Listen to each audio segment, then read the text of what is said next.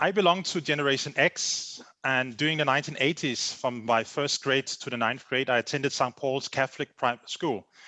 Why do I mention that? It's because the school was committed to educating what they call the whole child by providing a learning environment that promote academic excellence, spiritual growth, and moral development, thereby building a solid foundation for the youth to succeed in tomorrow's world. So the education was grounded in Catholic humanistic ideals. And at the school, we were actually taught to take responsibility not only for ourselves, but also for our fellow human being, as well as God's creation, that is the world and the environment we lived in. During secondary school, I enrolled in Niels Stensens High School, also in Copenhagen, Denmark, which is part of a worldwide network of Jesuit schools, all characterized by Catholic values, high professional standards, and the development of students to become men and women for others. So the school aims to help shape students so they, at a later stage in life, can use their abilities for the benefit of society at a local and a global level.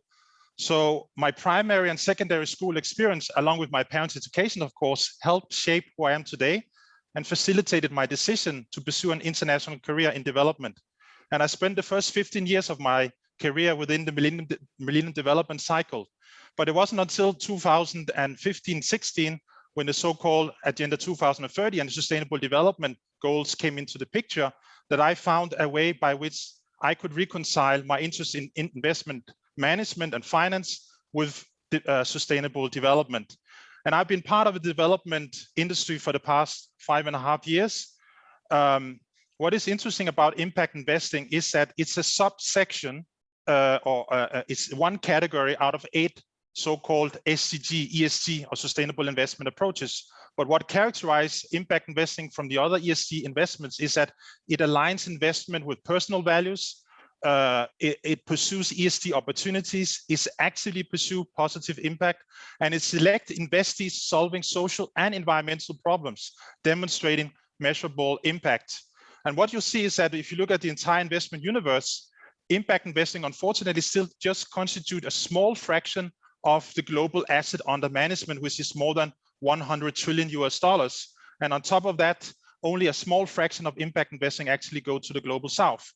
And moreover, within impact investing, you have 2 categories of investors. You have the financial first investors that aim to optimize financial returns, and then you have the impact first investors that aim to optimize social impact.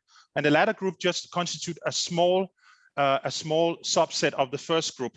So as Larry has said in introduction, we are currently in an age where more than $35 trillion US dollars of asset under management is proclaimed to be channeled into solving the Agenda 2030 and COP23. But the reality, as I just showed you with the statistics, is very much different. So the answer is to search for impact first peers. That might be found in religion, because the faith-based investors, they represent trillions of global asset under management. In fact, if you pull all of the Christians together, they manage more than $150 trillion US dollars. So Christians, they have a long history of pioneering responsible investment.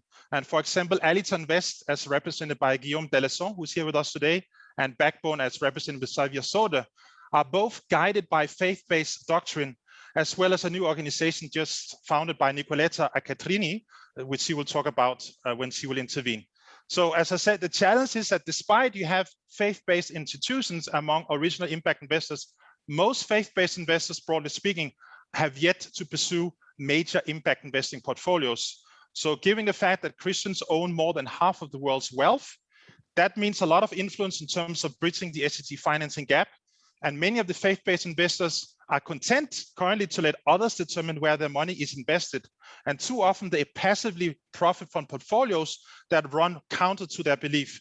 So the problem is not money. The problem is whether the money believes in impact, and we want to contribute to this change.